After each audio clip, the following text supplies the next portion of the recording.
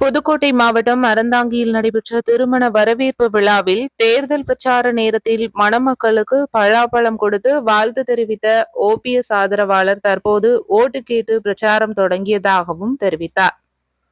Aranthangi check post அருகில் உள்ள தனியார் திருமண மகாலில் ரவீனா பேவாஸ் தம்பதியினரின் திருமண வரவேற்பு விழாவில் கலந்து கொண்ட விழுப்புரம் மாவட்ட செஞ்சியைச் சேர்ந்த ஓபிஎஸ் அணி தமிழக வழக்கறிஞர் பிரிவு மாநில இணை செயலாளரும் தமிழ்நாடு புதுச்சேரி பார் கவுன்சிலர் உறுப்பினருமான வக்கீல் கதிரவன் காரில் பலாப்பழத்துடன் வந்து பலாப்பழத்தை காரில் இருந்து எடுத்து மண்டபத்திற்குள் சென்று மணமக்களிடம் கொடுத்து மணமக்களை வாழ்த்தினார்.